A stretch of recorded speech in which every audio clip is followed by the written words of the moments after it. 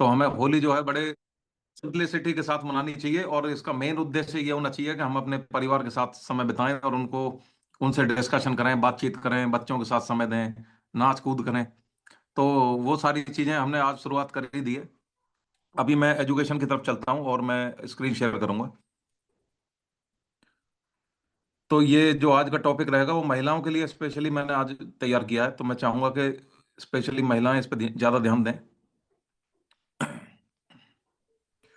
तो जो टॉपिक है वो breast cancer and how we can prevent it. ये बहुत इंपॉर्टेंट मतलब एक टॉपिक है, और जो कि चर्चा बहुत कम होती है इस पे, और मैंने इसको बहुत जरूरी समझा जिसको आपके सामने लेकर आने के लिए। देखिए, ब्रेस्ट कैंसर होता क्या है। ब्रेस्ट कैंसर एक आमतौर पर ब्रेस्ट में होने वाली कार्सिनोमा वाली बीमारी होती है, जिसकी मोर्टेलिटी रेट बहुत ज्यादा होती है। मोर्टेलिटी रेट का मतलब होता है कि मृत्यु दर बहुत ज्यादा होती है।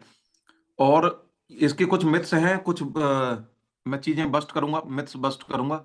बहुत से लोग सोचते हैं कि ये सिर्फ महिलाओं को होते हैं, ये पुरुषों को नहीं होते हैं, या ये सिर्फ फीमेल बीमारी है, मेल को नहीं होती है। ऐसा नहीं है। इसके कुछ मिथ्स हैं, वो भी हम बाद में बस्ट करेंगे, तो आप ध्यान से सुनिए। एपिडेमियोलॉजी ऑफ ब्रेस्ट कैंसर, हम इसको समझते हैं कि इसका असर कितना है हमारे समाज में। अगर हम ब्रेस्ट कैंसर को समझें, अगर देखिए ये जो रिपोर्ट्स होती हैं ये यूएस में ही आती हैं, इंडिया में तो इनकी रिपोर्ट ही नहीं छपती, इनको कोई स्टडी नहीं करता। मैं मतलब ये दुर्भाग्यवश हमारे हिंदुस्तान में इनकी स्टडीज को कोई पब्लिश नहीं करता, क्योंकि इन पे ज्यादा ध्यान ही नहीं देते। हमारे यहाँ और ज्यादा पॉलिटिकल इश्यूज इतने होते हैं कि हम उन पे ध्यान देते रहते हैं। ये डेवलप्ड कंट्री में और एक अंडर डेवलप्ड कंट्री में यही डिफरेंस होता है कि वहाँ इन चीजों को अहमियत दी जाती है। उस पर देखिए इतनी रिसर्च होती है, इतने लोग जो है डेटा लेके आते हैं। हमारे यहाँ ये शायद कब आएगा मुझे पता नहीं, पर एक बार हम यूएस की स्टडीज को ही पढ़ते हैं, क्योंकि हमारे पास अभी स्टडीज नहीं है। तो यूएस की स्टडी कहती है कि अगर मान लीजिए एक 1 लाख लोगों में अगर हमारे समाज के 1 लाख लोगों का अगर हम एक्सपीरियंस लें, तो उसमें ये पाया गया कि हमारा जो है 87,8,789 लोगों को ब्रेस्ट कैंसर डिटेक्ट किया गया। तो ये जो बहुत बड़ा आंकड़ा है, ये इतना बड़ा आंकड़ा है कि हम इस पे ध्यान देते ही नहीं है। इस पे लेकिन ध्यान देने की जरूरत है। देखिए ये एक डेटा सामने दिखाया हुआ है। इसमें है the most commonly diagnosed cancer in the women in the US and most of the world region. तो जो कैंसर जो डायग्नोज होते हैं, उन कैंसर में देखिए कौन कौन से कैंसर सबसे ऊपर आते हैं। ब्रेस्ट कैंसर जो है वो 30% जगह लेता है सारे कैंसर के केसेस में। उसके बाद आते हैं lungs and bronchus, colon and rectum, uterine corpus, thyroid cancer, melanoma of the skin, pancreas, leukemia, kidney, और बाकी ये जो कैंसर है उसके बाद आते हैं। तो आप देख सकते हो कि सारे कैंसर्स में 30% जो मेजर स्टेक होल्डर है वो है ब्रेस्ट कैंसर। ये इतनी कॉमन बीमारी है। और देखिए उसके बाद वो लंग्स एंड ब्रोंकस कैंसर भी बहुत ज्यादा है, क्योंकि स्मोकिंग वगैरह हम हमारे समाज में बहुत लोग करते हैं, और एनवायरमेंटल इफेक्ट्स भी है। तो ये जो कैंसर है ये बहुत बड़ा एक इशू है, और इसके बारे में डिस्कशन करना जरूरी है। और हमें आज ये जानना पड़ेगा कि हम इसको कैसे ठीक कर सकते हैं, कैसे इसको अवॉइड कर सकते हैं। तो फिर से हम स्टडी पे चलते हैं। उसमें ये बताया गया कि 6,41,000 जो 1980 में केस आए थे, वो बढ़ के 16,43,000 2010 में पहुंच गए। तो देखिए कितना बड़ा जंप इन्होंने लिया है। एनुअल रेट जो है एक साल का 3% के हिसाब से बढ़ रहा है। यानी एक साल में अगर हमारा 1,000 लोगों को हो रहा है, तो 300 लोगों को, मतलब 30 लोगों को एक्स्ट्रा हर साल कैंसर बढ़ने पे है।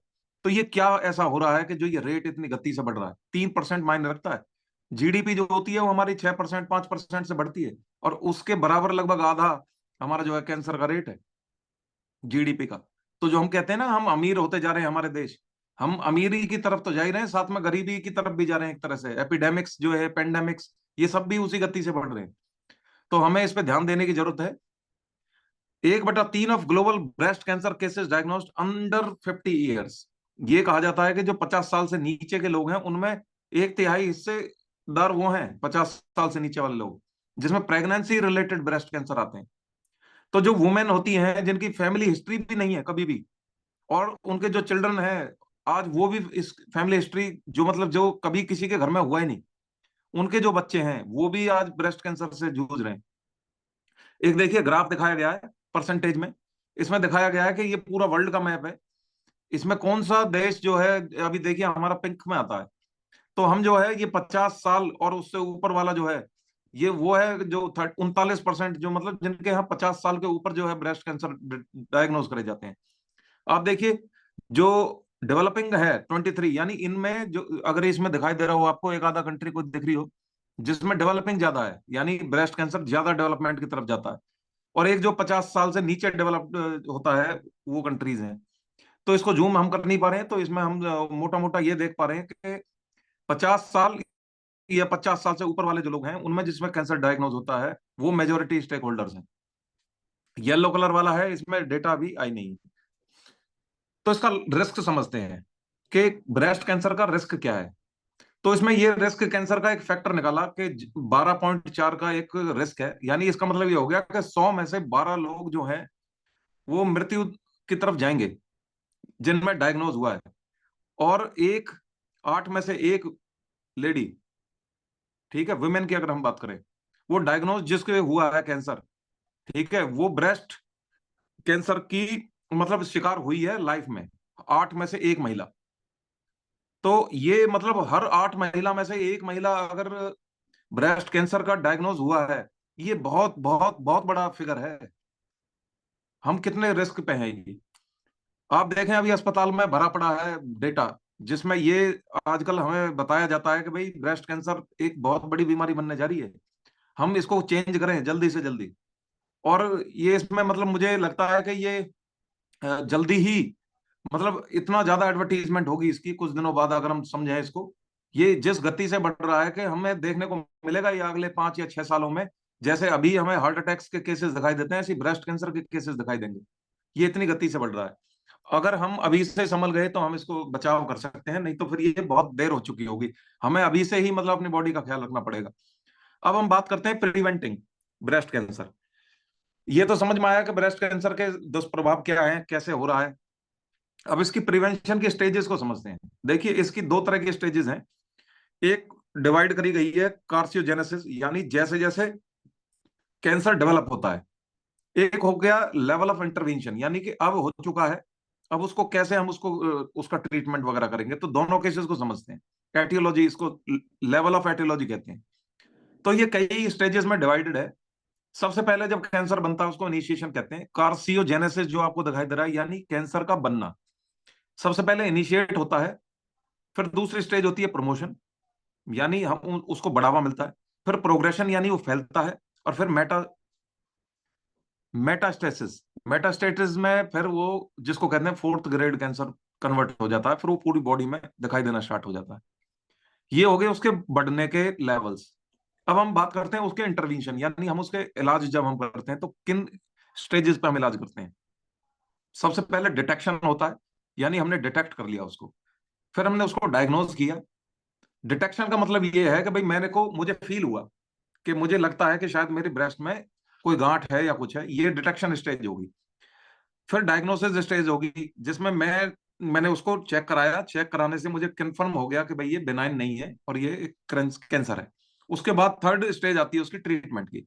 ये सर्वाइवरशिप इसको बोलते हैं। तो 3 तरह की हमारी स्टेजेस होती है। अब ये तीनों स्टेजेस जो हैं, जैसे जैसे इसकी कॉम्प्लिकेशंस बढ़ती चली जाएगी, स्टेजेस जैसे जैसे बढ़ते जाएंगे, तो कहा जाता है ना कि फर्स्ट स्टेज में कंट्रोल हो जाता है, सेकंड स्टेज में कंट्रोल नहीं होता है, थर्ड स्टेज जो है बहुत ही खतरनाक होती है।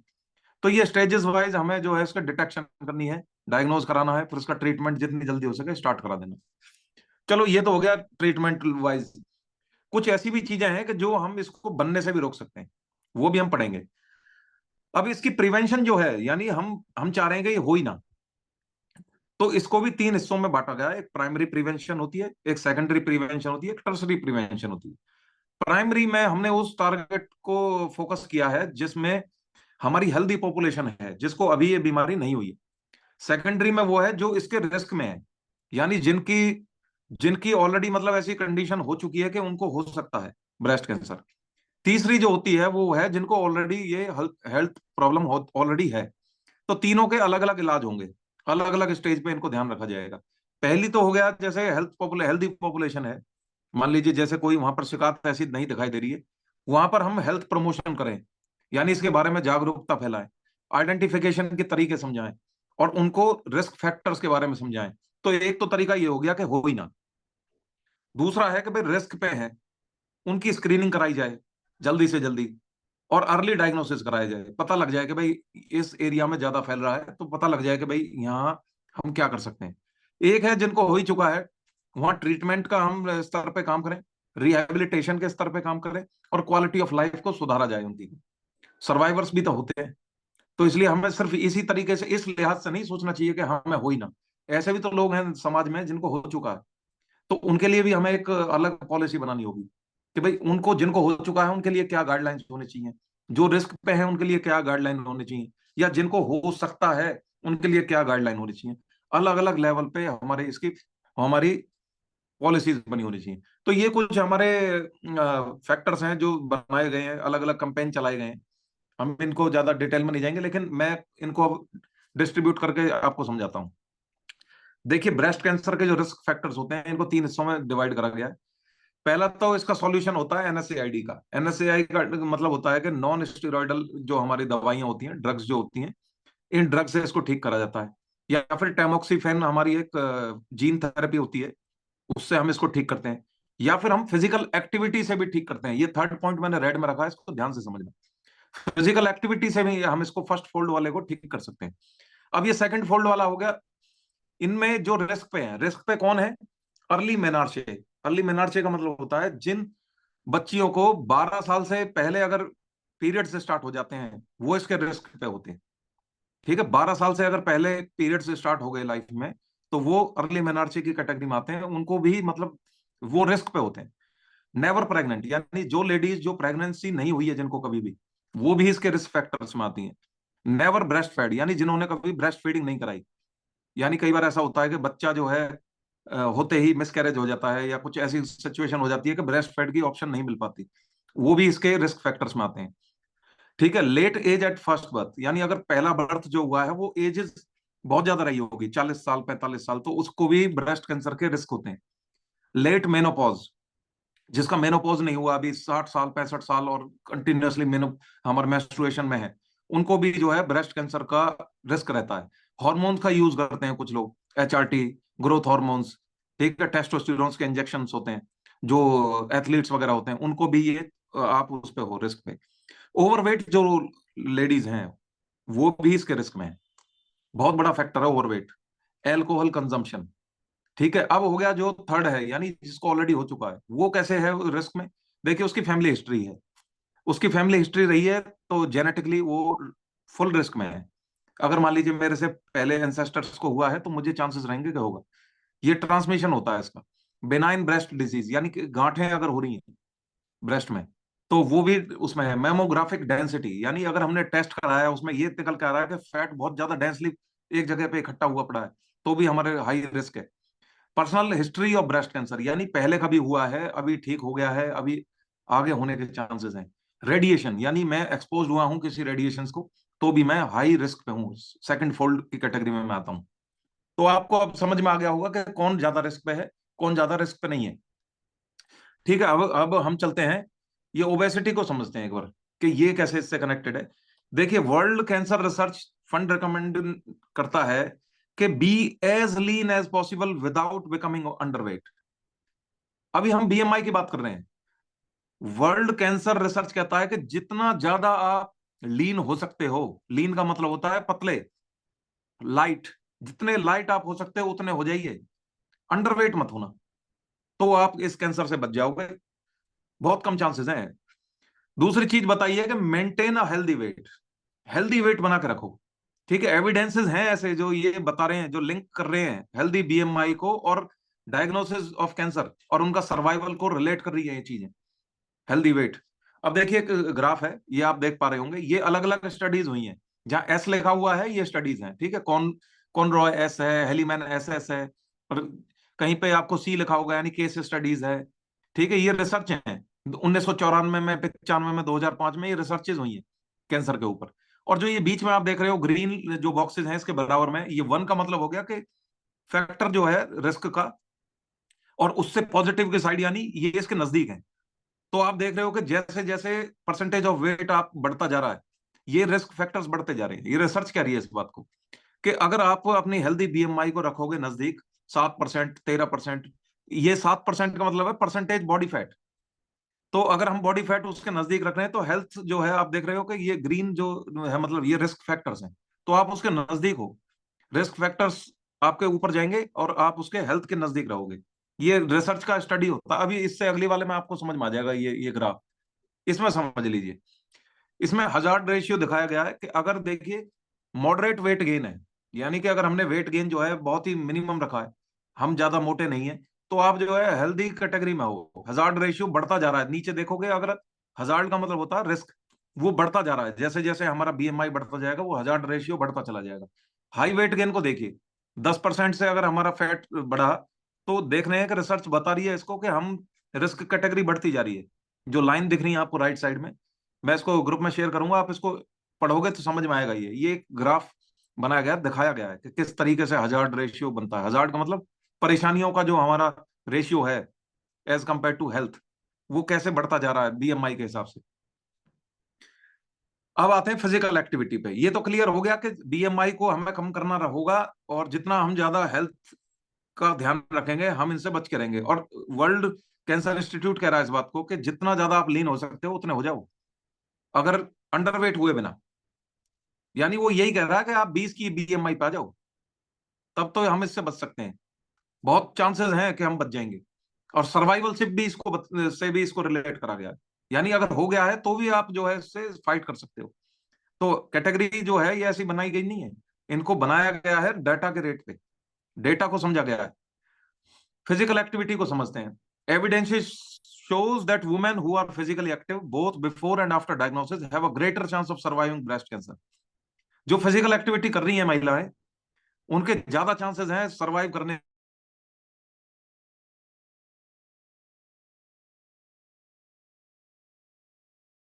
अंडरवेट।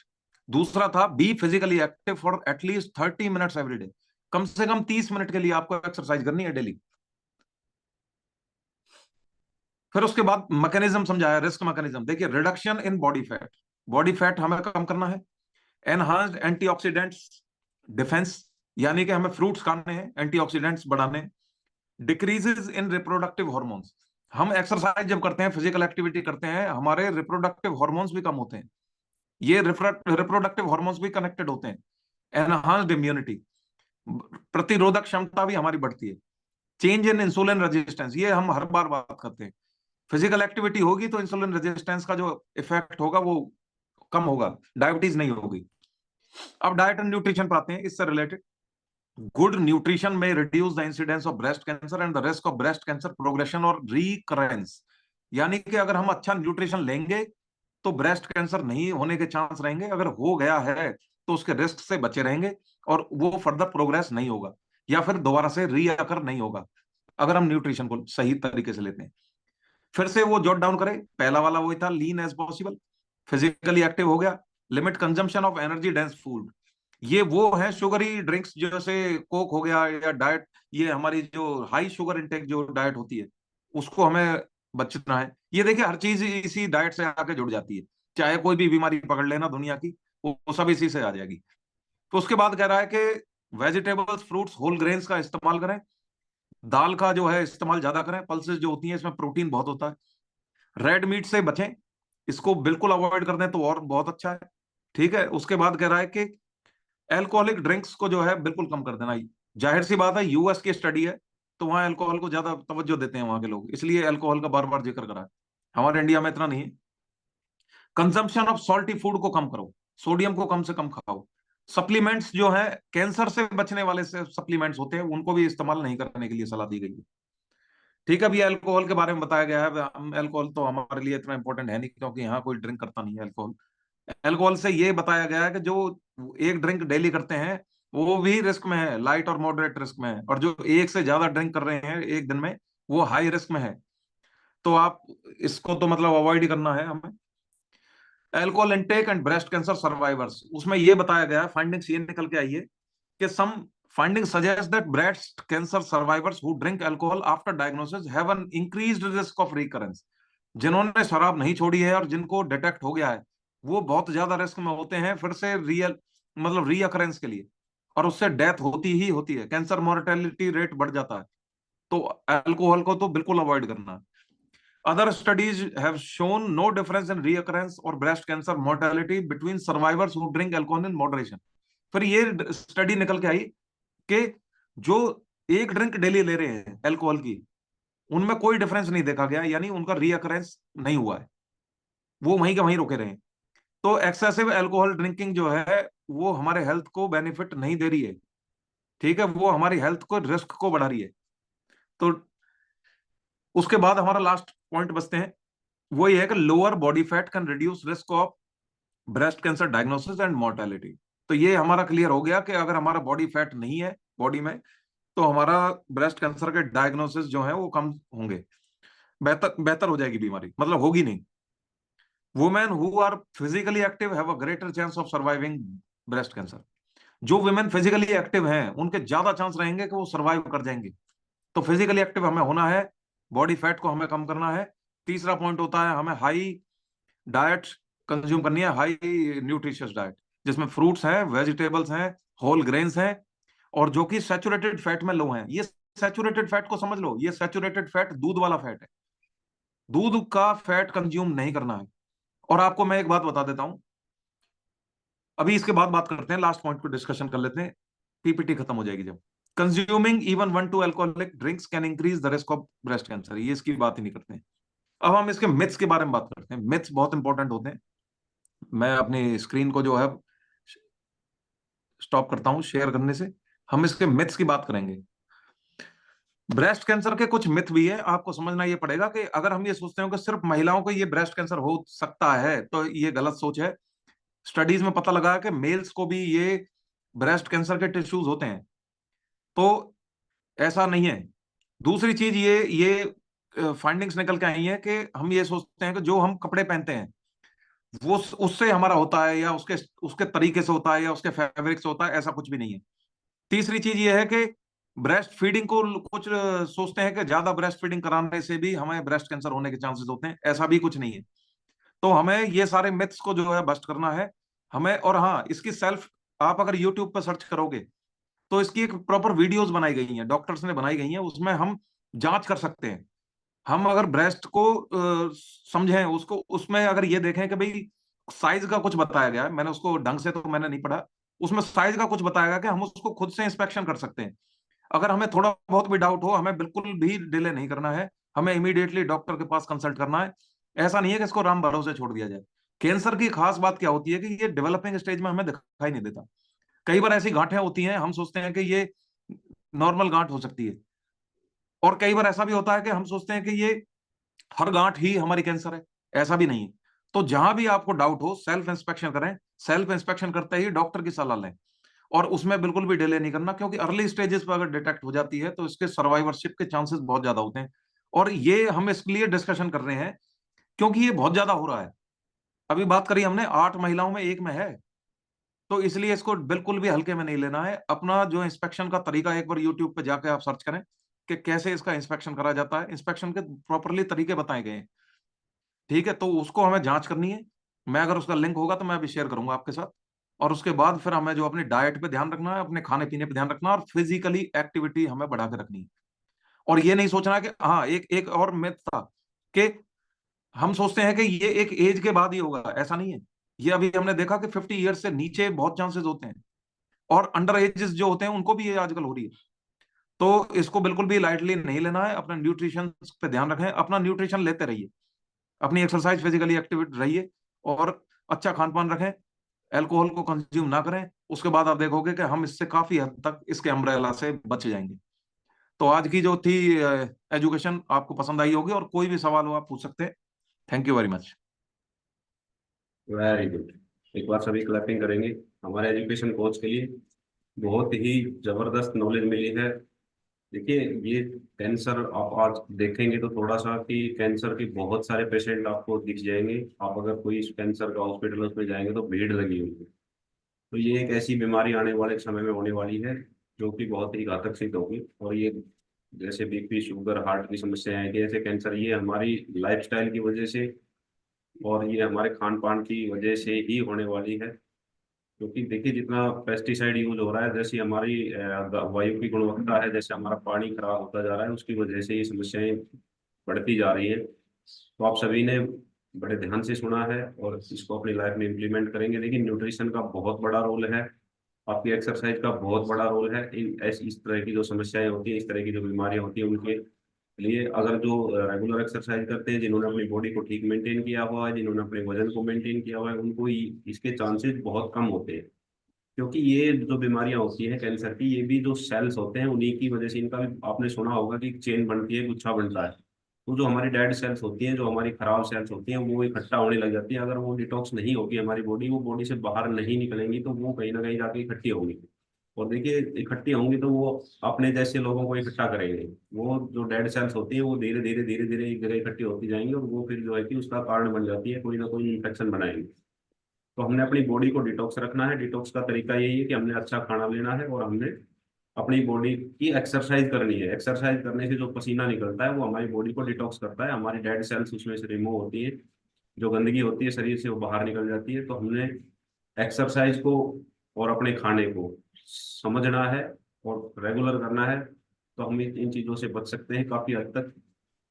तो देखिए आज जो कुछ नए पर्सन, आज काफ़ी पर्सन थे जो अब लीव हो चुके हैं, 33 लोग ज्वाइन हैं। आप सभी के लिए मैं करेंगे कि आपने लास्ट तक सुना है और लास्ट तक आप जुड़े रहे हैं।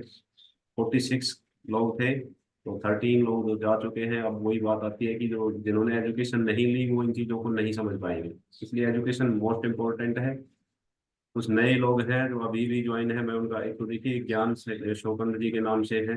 ये सुबह सबसे पहले ज्वाइन हुए थे और अब तक ज्वाइन है, और मैंने आज पहली बार ही इनका देखा है, पहली बार ज्वाइन है। तो बहुत बढ़िया डेडिकेशन आपने दिखाया है। आप धीरे धीरे एक सप्ताह दीजिए, आप सीखिए समझिए, फिर आपको इसकी जो बेसिक चीजें हैं उनका पता लगेगा, और अपनी लाइफ में आप इम्प्लीमेंट करके फिटनेस को अचीव कर पाएंगे। और इनको साधुराम सर ने इनवाइट किया है, तो साधुराम सर के लिए भी एक बार क्लैपिंग करेंगे कि देखिए खुद की सेहत ठीक करने के साथ साथ अब वो आगे अपने जो रिलेटिव हैं, जानकार हैं, उनको भी गाइड कर रहे हैं, इनवाइट कर रहे हैं। तो हमने देखिए अच्छी सेहत अगर हम किसी को दे सकते हैं, अच्छी सेहत के लिए अगर हम किसी को इनवाइट कर सकते हैं, तो इससे बड़ा तोहफा किसी के लिए कुछ नहीं हो सकता।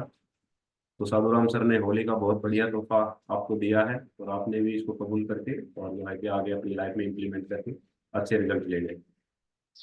तो और कोई अगर कुछ कहना चाहता है, किसी का कोई क्वेश्चन है, कोई अपना रिजल्ट शेयर करना चाहता है, तो हम सिर्फ और सिर्फ 10 मिनट का टाइम लेंगे, उसके बाद क्लोज कर देंगे।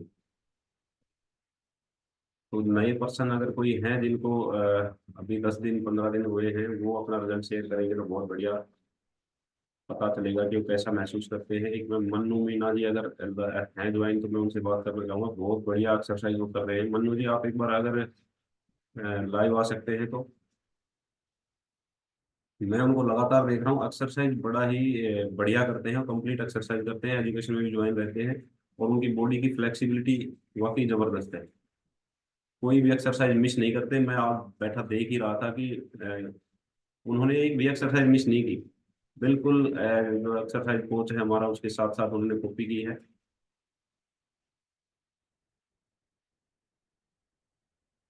नैतिक के नाम से काफी टाइम से ज्वाइन हो रहे हैं, मैंने कई बार इनसे रिक्वेस्ट भी की है, नैतिक अगर कोई लाइव आके अपना रिजल्ट शेयर करे। तो देखिए इनको शायद 1 महीना होने वाला है, अगर ये रिजल्ट शेयर करेंगे तो पता लगेगा कि इनकी बॉडी में क्या प्रोग्रेस हो रही है, कैसा फील करते हैं। तो नए जो पर्सन हैं, देखिए पुराने पर्सन जो हमारे हैं, जो लाइव रहते हैं, जो एक्टिव हैं और जो बिल्कुल डेडिकेटेड हैं, वो तो हमारा हमेशा रिजल्ट शेयर करते रहते हैं।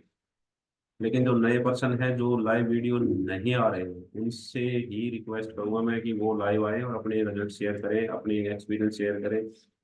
उससे आपको खुद को भी मोटिवेशन मिलेगा, और आपको देख के दूसरे बंदे भी मोटिवेट होते हैं। तो मन्नू मीना जी के पास चलेंगे, लाइव आ चुके हैं।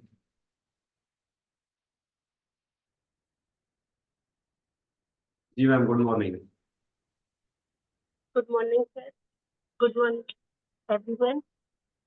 जी आप एक बार बताइए, आपको कितने दिन हो गए हैं एक्सरसाइज करते हुए लगातार, और कैसा महसूस करते हैं? न्यूट्रिशन आपका चालू हुआ है या नहीं हुआ है? सर मैंने 1 मार्च से ज्वाइन किया था, और 1 मार्च से ही मैं बोल ले रही हूँ, न्यूट्रिशन वगैरह सारी कोच है लोकेश जी सर, उन्होंने बताया। उनका वेट पहले, उनको मैं जानती थी, मेरे हस्बैंड के दोस्त है वो, तो उनको मैंने देखा कि वो बहुत ही ज्यादा मतलब फिट हो गए। तो मैंने सोचा कि मैं जिम तो मैं करती थी सर, लेकिन जिम से मेरा 67 यहाँ पे ही रह गया था वेट।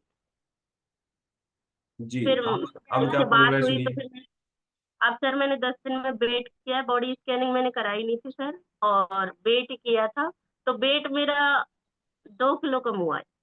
वेरी गुड, बहुत बढ़िया। तो और देखिए अब जहाँ दस जिम दिन में में जाके, अब जी जी कंटिन्यू हाँ कीजिए। सर, जिम में बहुत ज्यादा करना पड़ता था, जिम बहुत ज्यादा मेहनत करनी पड़ती थी, लेकिन वेट का कोई वो नहीं था, मतलब इतना नहीं फर्क पड़ रहा था। इस न्यूट्रिशन से बहुत ही अच्छा बदलाव आया है, और मतलब बॉडी एकदम हल्की हल्की महसूस होती है, और पूरे दिन एनर्जी रहती है। मतलब डाइट में भी मुझे कोई ऐसा इश्यू नहीं है कि मैं डाइट में, मुझे बिल्कुल डाइट एकदम जैसे मैं पहले थी वैसे ही लेती हूँ डाइट तो, बस इसमें पानी बहुत ही ज्यादा पीना पड़ रहा है, ये जी है। और अब मैंने देखिए 10 दिन के बाद अब और बदला, ये डाइट दूसरी लेना शुरू किया है। मेरा मेरा जो पेट था वो थोड़ा डिलीवरी के बाद ऐसे ढीला ढीला सा हो गया था, तो मैंने मेरे कोच को बताया भी था कि मुझे सबसे ज्यादा एक तो पेट का है, वो एकदम ढीला ढीला, लेकिन उन्होंने मुझे सेलुलोज की एक टेबलेट ऐड करी है, तो वो अब लेना शुरू किया है मैंने। जी जी, बहुत बढ़िया। देखिए 3 महीने में आपकी बॉडी बहुत ही जबरदस्त जो है कि अपनी शेप में आने वाली है, और आपकी एक्सरसाइज बहुत बढ़िया है। देखिए अब आपने एक चीज तो सभी ने सोच देख ली होगी कि जिम ये कर रहे थे, लेकिन जिम जिम से सर करने का, वही था, कर रहे हैं तब तक ठीक है, फिर वही हाल पे आ जाता। मैंने सिक्सटी हाँ टू तक पहुंच गई थी मैं, 62 के बाद फिर मैं गोवा गई 1-2 महीने में, फिर वही हाल हो गया मेरा, जी छोड़ते ही बिल्कुल। वही ये हो तो जाता है। खाने का, न्यूट्रिशन का बहुत बड़ा रोल है। इसको हम हेल्दी फैट लॉस इसीलिए कहते हैं, क्योंकि इसमें आपकी बॉडी को अनहेल्दी नहीं होना पड़ता। आप हेल्दी तरीके से अपने वेट लॉस कर रहे हैं, आपकी बॉडी को न्यूट्रिशन कंप्लीट मिल रहे हैं, और उस कंप्लीट न्यूट्रिशन की वजह से आपकी एनर्जी लेवल भी मेंटेन रहता है, आप थकान भी महसूस नहीं करते। और नहीं तो जिम करके या कोई भी एक्सरसाइज करके आप जब थकने लगते हैं तो आप गिव अप कर जाते हैं, और आप फिर उसी डाइट पे आ जाते हैं, और फिर समस्याएं वहीं की वहीं खड़ी रहती है। तो और आपने मैं सर करना है। प्राइमरी टीचर भी हूँ, तो स्कूल में भी मैं एक्सरसाइज वगैरह कराती रहती हूँ, तो वो भी मेरा वो रूटीन तो चलता ही है।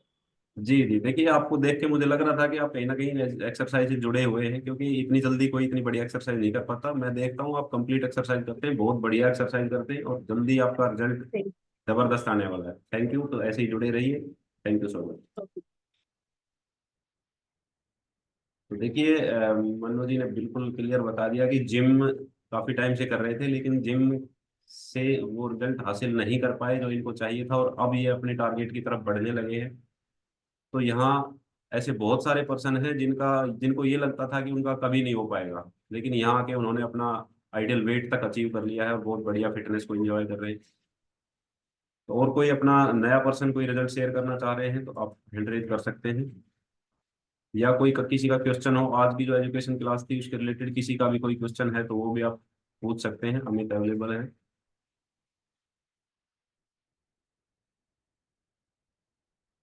जी रमेश जी का हैंड रेज हुआ है। रमेश जी का काफी टाइम हो गया, रिजल्ट भी हमने नहीं दिया। सर जी रमेश गुड जी मॉर्निंग। नमस्कार। गुड मॉर्निंग सर, नमस्कार सभी जी को, हैप्पी होली सर। जी जी और सर मैं बताना कि मैंने कल वेट किया था मेरा, तो मेरा अभी आइडियल वेट की तरफ जा रहा हूँ मैं, और मेरा 67.440, मतलब ऑलमोस्ट 750, 7.5 किलो मेरा वेट कम हुआ है वेरी लगभग। गुड, बहुत तो बढ़िया। मुझे बहुत खुशी, स्पेशली थैंक्स करना चाहूंगा इस होली के अवसर पे लोकेश जी का। मेरा मतलब इतना ध्यान रखते हैं सर कि वास्तव में मैं मतलब निस्वार्थ, उनका कोई स्वार्थ नहीं है इस चीज में, मेरी हेल्थ के लिए वो वाइफ से भी, बच्चों से भी पूछते रहते हैं पापा ने खाना खाया कि नहीं खाया शाम को। क्यों, मेरा डाइट अभी चेंज होने वाला है, पहले फर्स्ट डाइट चेंज हो गया। अभी मैं आफ्टरनून में ही खाना लेता हूँ, रोटी चपाती दाल दही वगैरह जो भी लेता हूँ। सुबह मॉर्निंग में वही मेरा शेक्स वगैरह ब्रेकफास्ट वगैरह होता है, और इवनिंग में भी मेरा यही होता है। तो मतलब रेगुलर, बिल्कुल। मैं क्या एक बैंकर हूँ, बैंकर की पब्लिक डीलिंग का काम है, तो कभी कहाँ, लेकिन लोकेश जी को स्पेशली थैंक करना चाहूंगा। इतने मतलब बहुत ज्यादा ध्यान रखते हैं, कोच का पूर्णतः भूमिका निभा रहे सर, रियली बहुत थैंक्स बढ़िया। और सभी को।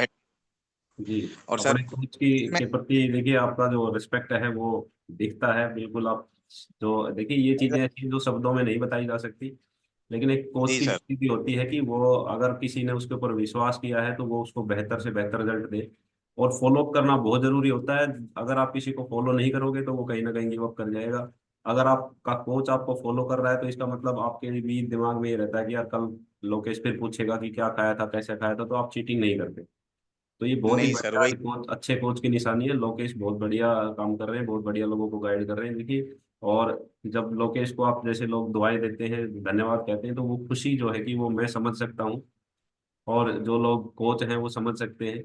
बड़ा ही आनंद देती है ये खुशियाँ, ये पैसे से नहीं खरीदी जा सकती। तो कोच का कोई स्वार्थ नहीं होता, लेकिन वो एक खुशी जो उनको मिलती है जब धन्यवाद कोई कहता है दिल से, तो उसको वही स्वार्थ होता है कि कोई उसका धन्यवाद कर रहा है, कोई उसको जो है कि अच्छा बता रहा है। थैंक यू रमेश जी, बहुत बढ़िया आपका डेडिकेशन है। देखिए पिछले 15-20 दिन से मैं नोट कर रहा हूँ, सबसे पहले ज्वाइन होने वाले पर्सन रमेश जी होते हैं। जब भी सर मैं मैं लिंक पहले, ओपन करता हूँ ये हमेशा ज्वाइन मिलते हैं शुरू में। नहीं सर, मैं बताना चाहूंगा, जब मैं ज्वाइन नहीं हुआ था उससे पहले मैं मतलब ऑफिस जाने से पहले जस्ट आधा घंटा बच्चों को स्कूल छोड़ने के टाइम पे ही बिस्तर छोड़ता था। और अभी मेरी आदत है 5:50 पे, 5:30 पे जब भी नींद खुलती है तो मैं बिस्तर छोड़ देता हूँ और सुबह मॉर्निंग में घूमना और वेट करता हूँ कि कब जूम क्लास स्टार्ट हो, कब गाने भजन सुनने को मिले, कब मतलब इस तरह। और फिर बाद में जो भी चलता है रूटीन सबके साथ में। Thank you sir. बढ़िया, देखिए ये इन्होंने अपने आप में बदलाव किया है, अपनी लाइफस्टाइल को बदला है। तो ये जो लाइफस्टाइल में जो बदलाव है, ये ही मेन जो हमारी फिटनेस डिपेंड ही लाइफस्टाइल के ऊपर करती है। हम कैसी जिंदगी जी रहे हैं, हम अगर 8-9 बजे तक सोते रहते हैं तो वो खराब लाइफस्टाइल है, उससे हमें दिक्कतें ही आनी है, बीमारियां ही आनी है। जो एक सुबह और 5 बजे 5:30 बजे उठ जाते हैं, उठ के टहलते हैं, घूमते हैं, ताजी हवा लेते हैं, अच्छी चीजें सीखते हैं, पॉजिटिविटी मिलती है, तो वो ही लाइफस्टाइल है जो हमें फिट रख सकती है, हेल्दी रख सकती है। Thank you Ramesh ji, thank you so much. तो देखिए ऐसे ही हमें डेडिकेशन के साथ जब काम करेंगे तो बिल्कुल बहुत बढ़िया रिजल्ट हम ले पाएंगे। और कोई अगर कुछ कहना चाहता, बस टाइम हो गया है वैसे हमारा 8:40। तो थैंक यू। अब देखिए जो लाइव पर्सन है, एक बार मैं उनको सभी को नाम से एक बार आपका धन्यवाद कर देता हूँ। देखिए सरोज देवी के डिवाइस पे दिनेश जी और प्रिया जी हमारे वर्कआउट कोच, बहुत बढ़िया वर्कआउट था, बहुत ही जबरदस्त। हमारे एजुकेशन कोच आपको लाइव दिखाई दे रहे हैं, रमेश जी लाइव हैं, मनु जी लाइव हैं, अमरपाल अंकल जी लाइव है, बिल्कुल शुरू से लेकर लास्ट तक रहते हैं। सुभाष बहुत बढ़िया भाई, बहुत बढ़िया आपकी एक्सरसाइज होती है। फिटनेस लेवल जो है कि आपका, मैं ये कहता हूँ जी टॉप मोस्ट पे जो होना चाहिए वो आपका फिटनेस लेवल है। बहुत ही जबरदस्त आपकी फिजिकल फिटनेस दिखती है, लीन मसल्स, लीन बॉडी जो होनी चाहिए वो आपकी है। और देखिए आज अमित भाई ने बताया भी कि लीन, जितना हमारी लीन बॉडी होगी, जितने हमारे लीन मसल होंगे, उतने ही हम बीमारियों से दूर रहेंगे। तो हमने बिल्कुल भी ओवरवेट नहीं रखना है बॉडी को। 1 किलो 2 किलो, बहुत सारे लोग कहते हैं कि मैं तो, अगर मैं अपने आइडियल वेट पे आ जाऊंगा तो अच्छा नहीं दिखूंगा। भाई अच्छा दिखने के लिए नहीं करना, हमने अपने आप को फिट रखना है। और आप देखेंगे कि आप जब इस आइडियल वेट पे आएंगे तो आप अच्छे दिखेंगे भी। अभी आपने सबको मोटा देखा है, सबको है, सबने आपको ओवरवेट देखा है, इसलिए उनको थोड़ा सा अलग दिखते हो अब, इसलिए कहते हैं कि यार अब ठीक नहीं थे। लेकिन आप सब सुभाष को देखो, कितनी जबरदस्त फिटनेस है, बहुत बढ़िया एक लीन मसल्स है बॉडी में।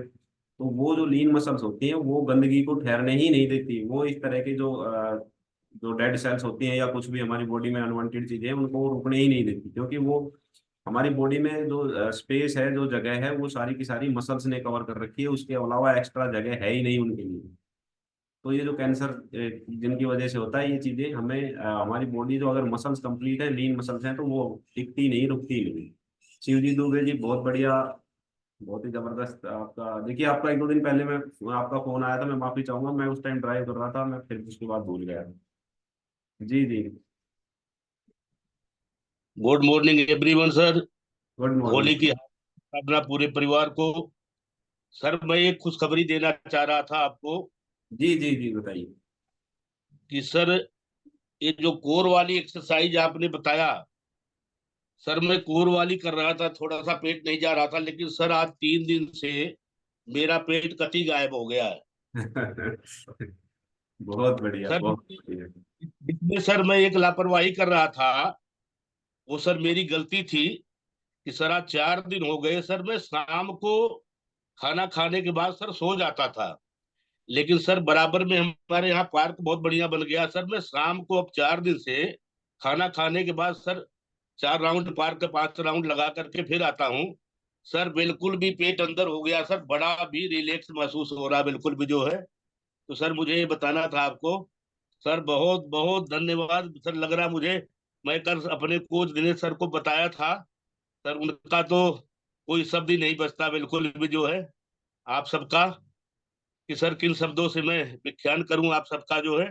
सर मैं बिल्कुल आइडियल वेट पे आ गया हूँ सर, बिल्कुल मस्त हूँ, बिल्कुल स्वस्थ हूँ सर, बिल्कुल आनंद 4 दिन से घूमना शुरू कर दिया आप सर, रेगुलर सवेरे शाम दोनों चार चालू रहेगा। और सर आपके कोर ने काट दिया पेट, बिल्कुल कती खत्म कर दिया सर, बिल्कुल भी जो है बिल्कुल, सर बहुत बढ़िया। जिंदगी, देखिए, कोर की एक्सरसाइज आप प्रैक्टिस करें जी। सर जिंदगी में नहीं समझा था कि सर ये मेरा पेट खत्म होगा। सर पैंट बांधने के बाद बिल्कुल मांस लटकती थी सर। कल मेरे गांव से एक आए थे दिल्ली, वो सर नाइट मेरे यहाँ हाल्ट किए, अभी सर फ्रेश हो रहे हैं। उन्होंने कहा यार आपको क्या हो गया सर, अभी वो बैठ करके आपका देख रहे थे सर, इतने खुश हुए जो, इतने खुश हुए। बोले भाई अब की बार गांव में आकर के आप इस प्रोग्राम को चालू करवा दो जो है, मगर जरूरत पड़ेगी तो सर को ले आऊंगा अपने जो है सर धन्यवाद, बहुत बहुत धन्यवाद, होली की हार्दिक शुभकामना आप सबको जो है।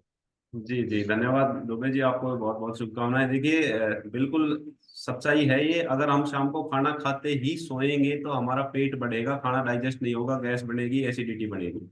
अगर हम जी खाना खाने के बाद 1000 कदम, देखिए शाम के टाइम हमने दौड़ नहीं लगानी है, तेज नहीं चलना है, सिर्फ टहलना होता है। खाना खाने के बाद हमने सिर्फ टहलना है। 1000 कदम अगर हम टहल के और फिर सोएंगे तो आप अलग ही, एक तो आपको नींद बहुत अच्छी आएगी, साउंड स्लीप आएगी, दूसरा आपकी डाइजेशन बहुत बढ़िया रहेगी। आपको पेट फूला हुआ नहीं लगेगा, आपका खाना डाइजेस्ट बहुत बढ़िया होगा, न्यूट्रिशन, बॉडी न्यूट्रिशन को अच्छे से एब्जॉर्ब करेगी। आप इसको आजमा के देखना, आप अलग ही महसूस करेंगे। तो दुबे जी कुछ कहना चाह रहे हैं फिर से?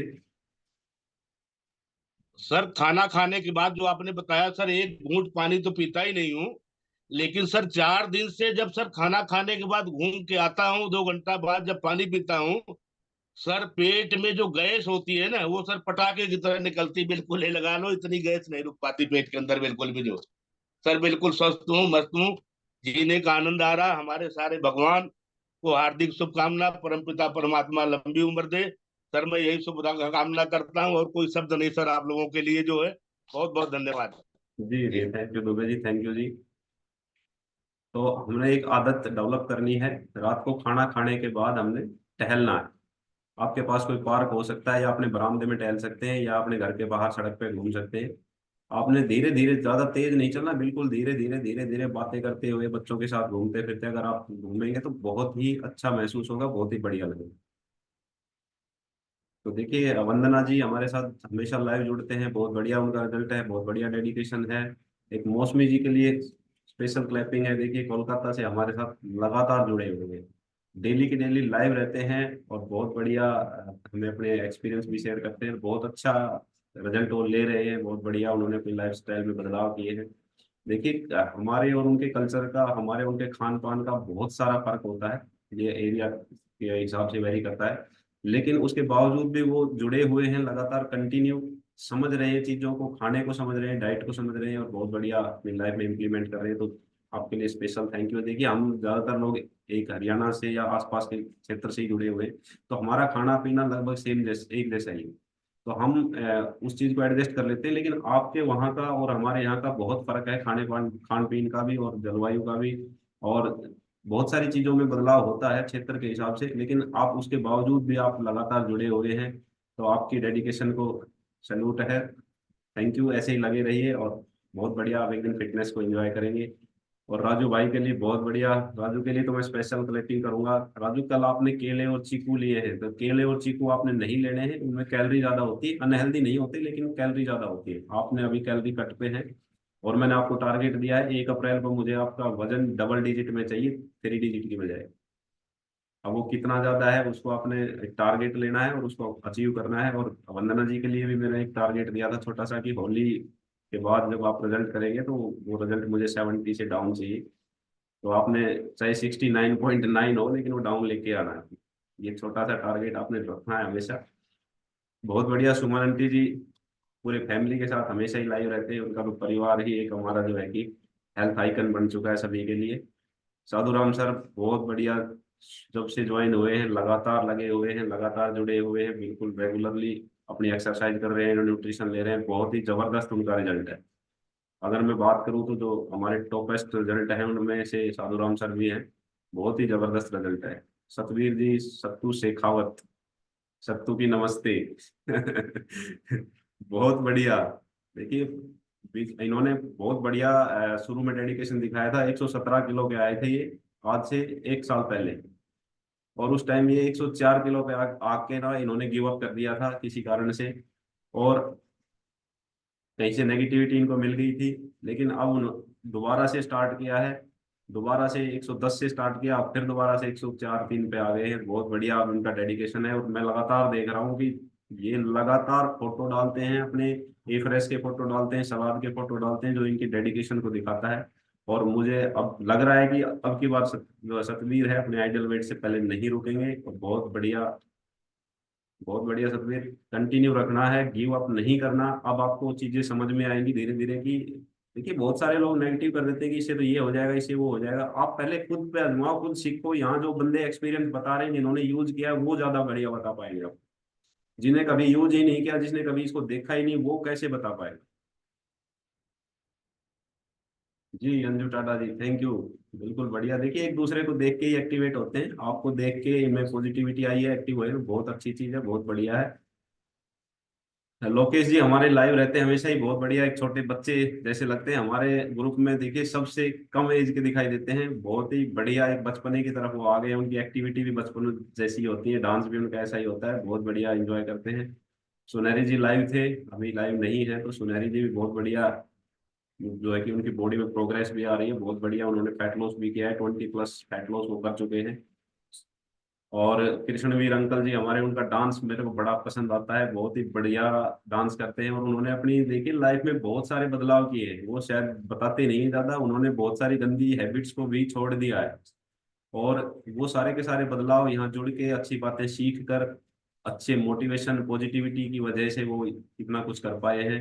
तो उनके लिए भी। और देखिए हमेशा सुमन आंटी के साथ खड़े रहते हैं कभी भी। मैं ये कहता हूँ कि सुमन आंटी का इतना बड़ा जो रिजल्ट है, उनमें उनका बहुत बड़ा योगदान है, क्योंकि वो अकेली शायद गिव अप कर जाते, लेकिन वो साथ खड़े रहे, साथ डटे रहे। तो उसका नतीजा है कि आज पूरी फैमिली जो है कि एक बढ़िया हेल्थ को एंजॉय कर रही है। योगेश जी हमारे लाइव रहते हैं, बहुत बढ़िया एक्सरसाइज करते हैं। एक सोनू जी के डिवाइस पे है, देखिए इनका रिजल्ट बहुत बढ़िया है, लेकिन ये लाइव नहीं रहते, मैं जानता हूँ पर्सनली, बहुत बढ़िया इनका रिजल्ट है। और ज्ञान सौगंध हमारे आज पहली बार ज्वाइन हुए थे। एक राम राम है, राम ओब्लिक रमेश के नाम से है ये, शायद पहले भी 1-2 बार लाइव मुझे दिखाई दिए थे, लेकिन अब कुछ टाइम से इनकी वीडियो ऑफ रहती है। पी यादव की वीडियो ऑफ रहती है, ये लक्ष्य भारती की वीडियो ऑफ है। और मेरे मामा दादाराम जी भी देखिए किसान है, उनका काम थोड़ा सा खेतों का चल रहा है, तो वो लाइव नहीं आ पाते। कोई बात नहीं, लेकिन एक्सरसाइज करते हैं, मेरी बातें होती रहती है। मनजीत सिंह, मनजीत भाई आप देखिए बहुत बढ़िया आपका रिजल्ट है। मैं आपसे रिक्वेस्ट यही करूंगा कि आपने थोड़ा सा लाइव आके रेगुलर रहना है। आपके जो पर्सन है जिनको आपने गाइड किया है, उनको आपने फॉलो करना है। बिंदु जी को आप लेके आए थे, लेकिन अब कुछ टाइम से बिंदु जी दिखाई नहीं दे रहे, तो आपने उनसे पूछना चाहिए क्या बात है क्या नहीं। शायद मेरी बात हुई थी, शायद वो अपने बेटे के पास यूके जाने के लिए कह रहे थे, तो शायद हो सकता है वहां चले गए हो। दियान के डिवाइस पे रहते हैं हमेशा ही ऑफ वीडियो। दक्ष दक्ष के डिवाइस पे तो देखिए वो मैडम ज्ञानता बहुत बढ़िया एक्सरसाइज करती है, दिल्ली पुलिस में है, बहुत ही बढ़िया उनका रिजल्ट भी आया है, और वो बहुत बढ़िया फिटनेस को एंजॉय कर रहे हैं। मैं अक्सर देखता हूँ कि बहुत ही एक पॉजिटिव एनर्जी के साथ हमेशा लगे रहते हैं। अंजू जी कहीं बाहर हैं, अभी उनके घर में कोई मीटिंग थी, तो वहाँ चले गए हैं, इसलिए लाइव नहीं आ पा रहे। बहुत बढ़िया हमारे वर्कआउट एजुकेशन कोच हैं, बहुत ही जबरदस्त फिटनेस अचीव की है। एक मधु मधु जी देखिए कई दिनों से कभी कभी बीच में दिखाई देती है, काफी काफी टाइम के बाद। तो दिनेश एक बार बात करना, इनका क्या रिजल्ट चल रहा है, कैसे जो है कि ये बीच में गैप दे देते हैं। कप्तान जी का बहुत बढ़िया रिजल्ट है। कप्तान का आपने फोटो कल परसों सतवीर ने शेयर किया था ग्रुप में, बिल्कुल बच्चे लग रहे थे, लगता ही नहीं है कि इतनी एज होगी, या इतनी जो है कि इनकी 25 साल की तो नौकरी हो चुकी होगी पुलिस डिपार्टमेंट में, लेकिन ऐसे लग रहे थे बिल्कुल यंग हुआ है। तो ये फॉर्मेशन इन्होंने हासिल किया है। ये भी 117 किलो के आसपास आए थे, और आज बिल्कुल अपना जो है कि वेट 90 से भी डाउन लेके आ गए। तो ये जो 30 किलो का इनका रिजल्ट है, ये ऐसे ही नहीं आया है, कंटिन्यूटी के साथ, एक बिल्कुल पॉजिटिविटी के साथ, डेडिकेशन के साथ इन्होंने काम किया है। जी मेरे मामा दाताराम जी का हैंड रेज है, एक बार बात कर लेते हैं उनसे। जी मामा जी नमस्कार। अनम्यूट कीजिए, अनम्यूट। जी बढ़िया वर्कआउट करना थोड़ा सा काम है। आज का कल से मतलब एजुकेशन के ऊपर ऑनलाइन रहूंगा, अब तो मैं डाल करके सुनता रहता हूँ देखो। बहुत बढ़िया। देखिए मेरे को पता से था कि मैं टाइम ऐसा ही होता है, इसमें थोड़ा सा होता ही है टाइम आप किसान। सच से उठा है और आपने जब रीड किया कि मेरे मामा है ऑनलाइन, तो मैं इसलिए फिर जी जी जी तो कल से रहेंगे, ऐसा नहीं है। जी थैंक यू मामा बहुत जी। आवाज बढ़िया आ रही है हूँ। आपकी, शायद कुछ नेटवर्क इशू है। मैं समझ गया आप जो कहना चाह रहे हैं कि अभी काम का बढ़िया, 2 दिन का और उसके बाद बिल्कुल आप लाइव रहेंगे, तो थैंक यू। बिल्कुल। जी दिनेश जी।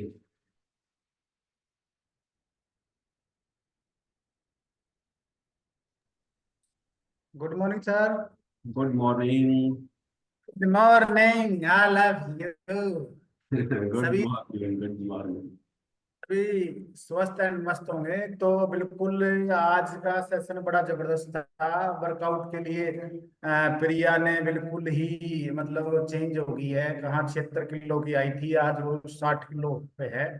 तो उन्होंने लगभग 17 साढ़े 17 किलो वजन कम किया है। वजन के साथ साथ उनको हेल्थ इशू बहुत ज्यादा थे, और पीसीओडी था, थायराइड था, वो डिस्क्लेमर के साथ बिल्कुल उनका रिमूव हो चुका है।